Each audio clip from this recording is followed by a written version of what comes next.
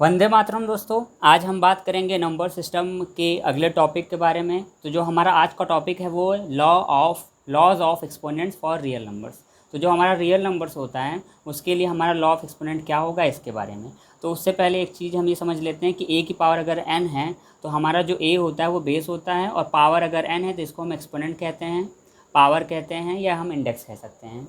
तो अब हमारा जो अगला पार्ट है वो है laws of integral part, integral exponents. तो जो हमारा इस पार्ट के लिए, रियल नंबर्स के लिए हमारा जो लॉ है वो कई सारे हैं। तो हम वन बाय वन स्टार्ट करेंगे। फर्स्ट हम ले लेते हैं, ए की पावर अगर m है और बीच में अगर मल्टीप्लाइड है तो ए की पावर अगर n है तो हम क्या कर देते हैं कि ए की पावर m प्लस n हो जाता है। और हमारा जो दूसरा है, ए की पावर अगर m है और बीच में अगर डिवाइड है और ए की पावर अगर n है तो हमारा क्या होता है कि बेस वही रहेगा और m माइनस n हो जाएगा। इसी तरीके से हम आगे बढ़ते हैं थर्ड वाले में, ए की पावर अगर m है और m उस होल पावर अगर n है तो हमारा अगला जो इसका सॉल्यूशन होगा वो ए की पावर m मल्टीप्लाई n हो जाता है।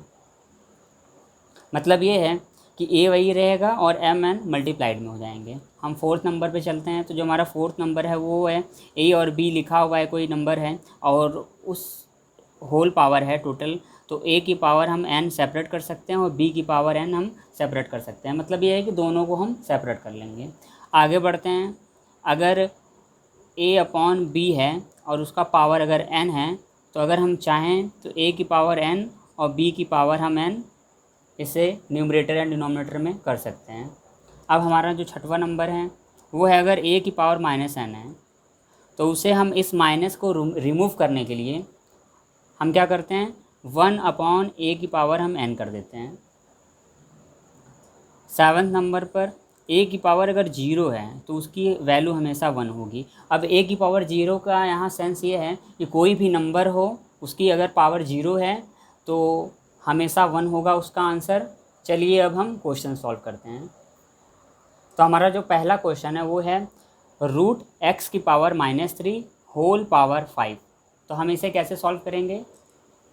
तो सबसे पहले हमें क्या करना पड़ता है कि x की पावर -3 लिखकर हम होल पावर 1/2 लिख देते हैं। लिखने का रीज़न क्या है कि हमें ये रूट जो है इसे रिमूव करना है, इसलिए अब होल पावर जो है हम 5 वैसे ही लिख देंगे सेम एस।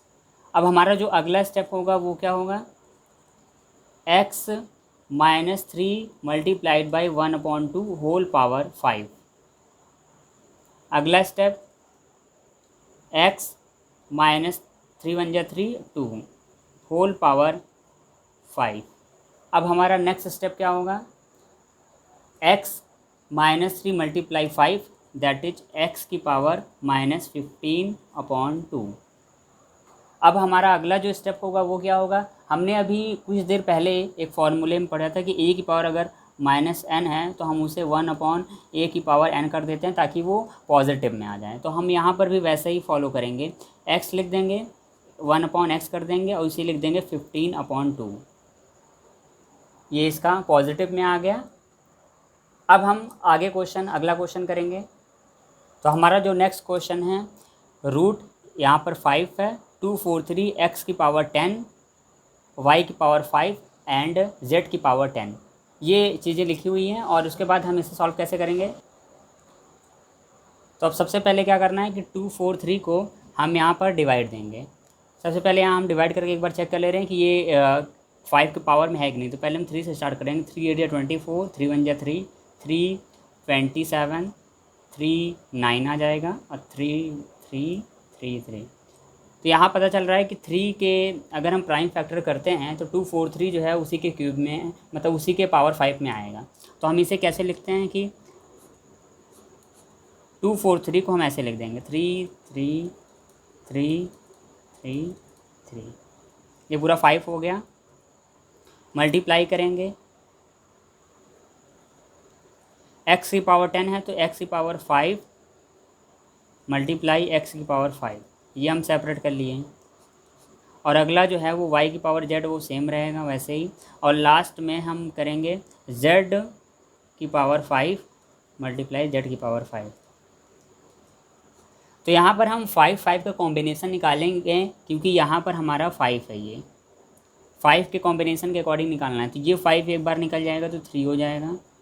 x की पावर 5 है और ये x की पावर मतलब 2 बार निकलेगा, तो x 2 स्क्वायर हो जाएगा। y 5 स्क्वायर है तो y एक ही हो जाएगा।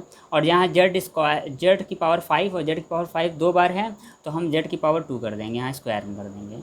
तो इस तरह जो है हम इसको सॉल्व करते हैं।